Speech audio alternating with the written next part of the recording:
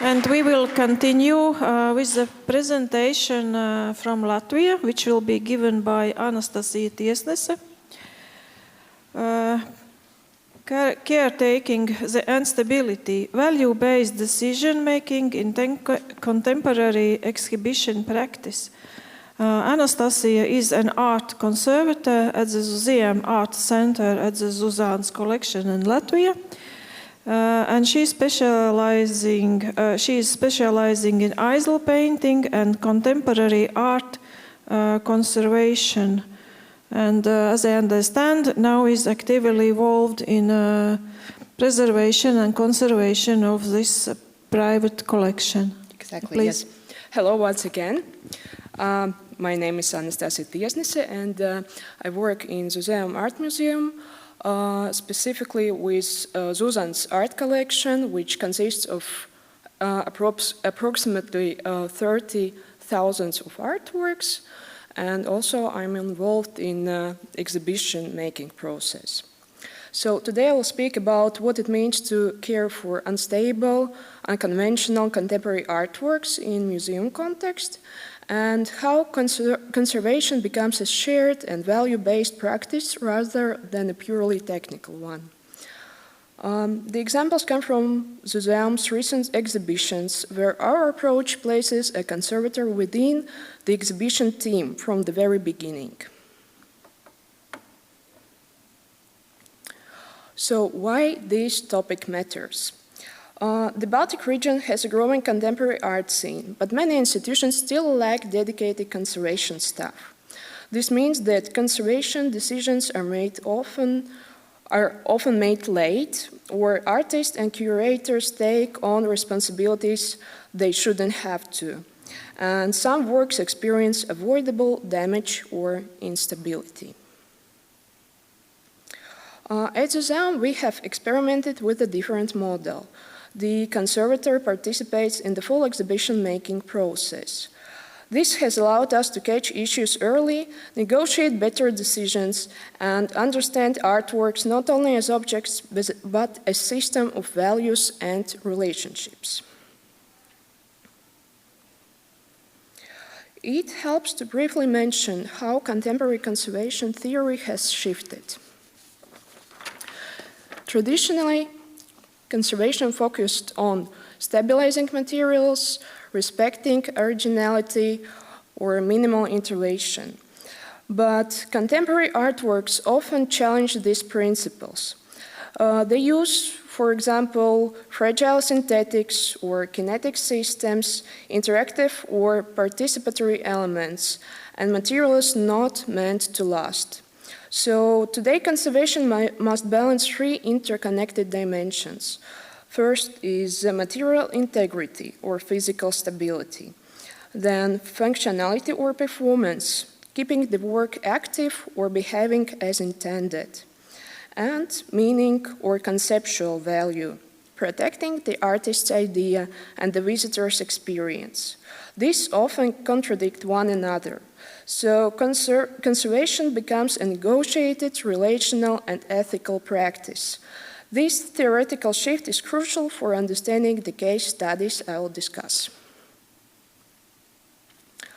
I will now present 4 examples from Zuzeum that show what caretaking the unstable looks like in practice, with all its challenges, negotiations, and sometimes, let's say, surprising solutions. So the first case is Žilvinas Campinas kinetic installation titled Fontaine. It is a 300 centimeter circle made of magnetic tape and moved by a floor fan. So it should move all the time. It looks simple, elegant, and effortless, but in reality, it is incredibly fragile. What happens in practice? The tape sticks to the floor from the static. The perfect circle slowly distorts and humidity affects the lift. The fan runs 8 hours a day per month, and the tape weakens mechanically over time. So, despite precise instructions and spare tape, the material simply wasn't designed for a 5-month exhibition in our space. Artists' expectations versus physical reality. The artist monitored social media and contacted us whenever the circle lost its perfect shape. For him, correcting it should take like 5 minutes, but in practice, it took daily, often multiple daily interventions. So, ethical questions here. If work needs constant live support, is long-term display responsible? When the artist wants perfection, but the material cannot provide it, how do we negotiate? How do we value the labor that is necessary but invisible? This work taught us that kinetic art often demands a hybrid model: continuous maintenance, continuous monitoring, and sometimes continuous negotiation. Second case is Udis Albiņš sculpture titled Elbow Support. This is small 3D printed sculpture made from plastic. It looks exactly like something visitors could lean on. Even though there was a sign, "Do not touch," some visitors still touched it, and even one shared a photo leaning on it on social media. So shortly after it broke along its narrowest point. Yes, this case showed how form communicates more strongly than signage. Visitors respond to embodied cues, not text, and fragile materials plus ergonomic design led to risk. The artist agreed to remake the work for half the cost, and we installed a barrier afterward. But unfortunately, the barrier changed the visual experience, but it was necessary to protect the artwork from interactions. Conservation questions here.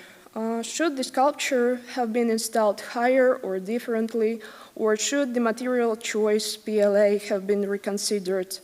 How can we anticipate visitor behavior as part of conservation planning? This case makes clear that conservation is not only about the object, it's also about the human body in the exhibition space. Third case is Mathild elbow sculpture, Gate to Our World. So before exhibition, shortly before installation, we unfortunately discovered visible water staining on this wood and mirror work. Because it was a loan, we were not legally allowed to treat it. Fortunately, the artist arrived for installation 2 days later, and she was very emotional. The work was personal and brand new. And she was the only person legally authorized to repair it. Conservators' role in this case completely changed.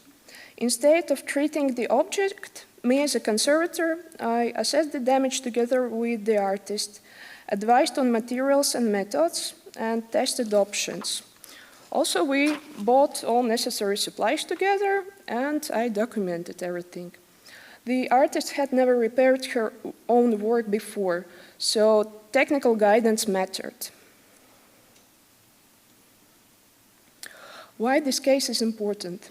It shows a different model of conservation, one based on collaboration, emotional sensitivity, and shared decision-making. Sometimes the conservator becomes a facilitator, a mediator, and a technical advisor. And surprisingly, this approach built a strong trust and showed a great technical result. Zuzeum later also acquired the work for the collection. And the last case is a sculpture by Aaron Wurm titled Wittgenstein's Barn.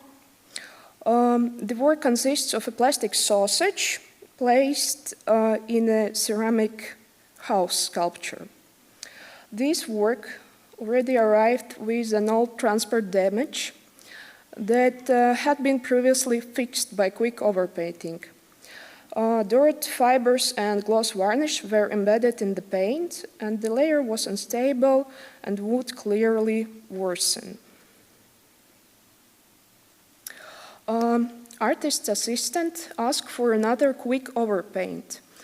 This is common in the artist touring practice. They even provided pre-mixed paints and pigments.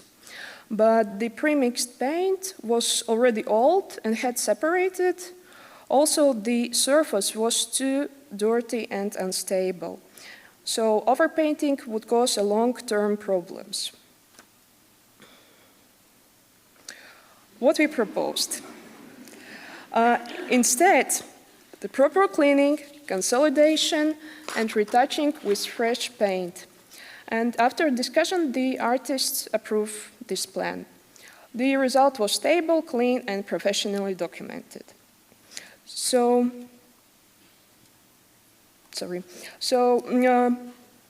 the key ethical question here: should conservators follow artist instructions when they conflict with the conservation standards?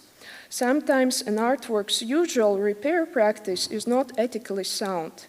This case required gentle negotiation, and it created positive outcome.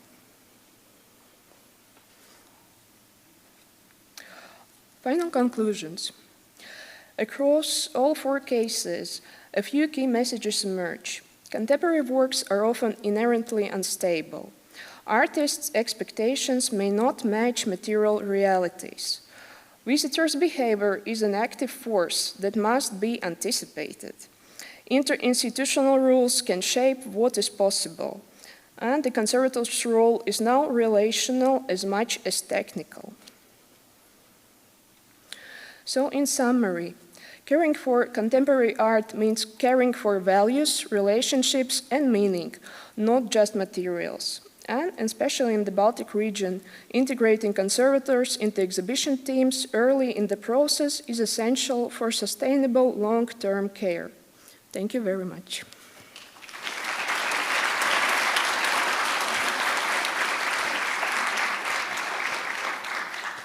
Thank you, Anastasija.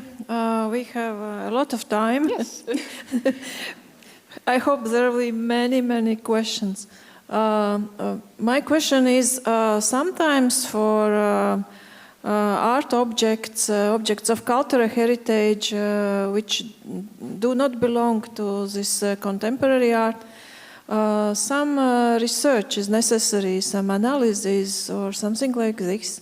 What about your experience? So you have worked, we saw today with 3 or 4 objects, but your experience is larger. What about studies of material, like analysis, etc.? Do you see necessity or not? Well, unfortunately, I love the research, but there's reality. So the terms are really short, and before exhibition, they're usually a few weeks, even less. And you should make decision.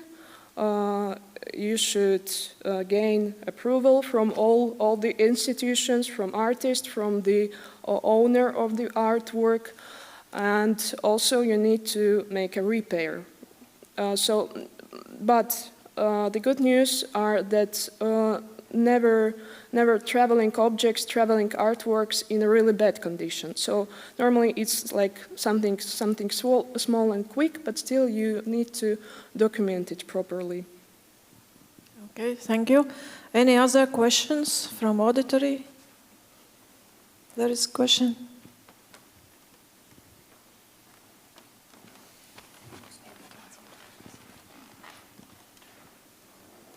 Thank you. Hello, my name is Rapolas from Contemporary Art Center in Vilnius. I have a question. You mentioned that you recommend to involve conservators at the earliest possible stage. Which stage would you see as a proper moment to start dealing with conservators with contemporary art? Well, good question. I think it really depends on the situation, on a specific project. So I think that the planning stage is a real moment for this, because we can just give advice for those who are making decisions in planning. Thank you. Some more questions? There is one. Oh, two will be. Hello, thank you for the your speech. And Rene Haljasmäe, coming from Pallas University of Applied Sciences, and my question is, the sausage was very interesting, and it's quite huge, like a baby. But I didn't catch what kind of material was used for making this object. At the moment, to be honest, I don't remember specifically, but the form was made from plastic and the paint was some kind of acrylics. Not meat. Sorry? Not meat, not... Could you repeat, please? Yeah, okay, thank you. There is other question. Hello, my name is Karala and I come from Tartu City Museum, and I have this question to you that how would you approach the preservation of art pieces that are made to be interactive? How would you preserve them when part of the value to the piece comes from maybe the interactions with the audience? Yeah, exactly. It's a complex situation, and the problem starts when not when the artwork belongs to the artist, so he can do whatever he wants with it. But the problem starts when someone acquires this artwork and pay money for it. So the new owner obviously wants to preserve it.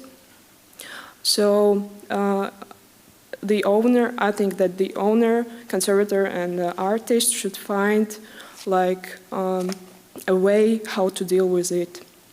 And of course it depends also on the type of the object. Thank you. Some more questions? I have a question. You mentioned barriers and visitors touching the objects, but how and when do you decide that it needs some kind of, let's say, intervention in that sense, that something needs to be in between? Because probably as a conservator, you can already see it coming, not that when it happens. So how is that process, or what's your experience, and what kind of barriers do you use? Like not barriers physical, but maybe some other solutions. How do you minimize that something like this would even happen? Yes, so we use normally like standard wire or something, not like really heavy barriers or glass or something. But every time I'm joking about it, because this process is then before exhibition, normally I say that we need barriers. But of course, they're not that beautiful. The exhibition looks much better without them. So there are a few weeks without barriers, then something happens and there's a reason to finally put them there. Thank you. I know the feeling. Hello, I'm Hilka, and once upon a time I also worked as contemporary art in Estonian Art Museum, but you showed 4 nice examples with very different like treatment approach, but did you ever had or have you sometimes kind of negative or conflict situations? Do you have some examples like, I don't know, artist paints everything over and then there's from the point of view of, I don't know, museum concepts or authenticity, it's not acceptable, or do you have any experience like that? Well, fortunately not. All the outcomes were quite positive. And also when artist comes to a museum, sometimes it's really helpful but sometimes it's not. Yeah, So exactly. you need to talk to people, you need to know how to do it, and you need to know how to find a solution together. But all our experiences were positive, yes.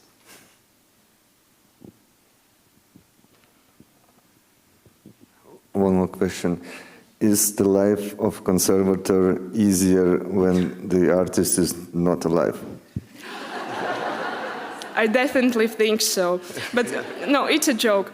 Well, actually, it's quite helpful because, for example, in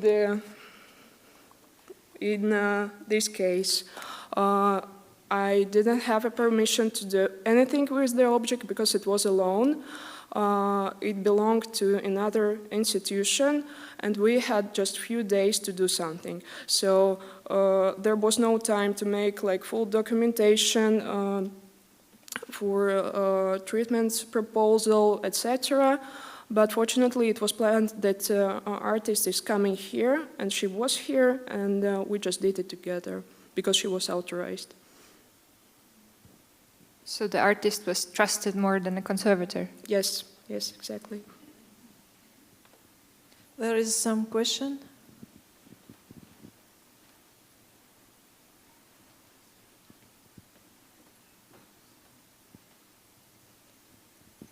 Thank you for this presentation. I have a question about second case. If you Second? can change, yeah, second. You said that you did copy exposition. You used the same material like in original object? Well, not really, because we contacted the artist and asked like his opinion on this, and like was the object even meant to be like used with visitors. He responded that he just can make a new one because it's a 3D model. It's not a problem. He can just print it. Okay. Thank you.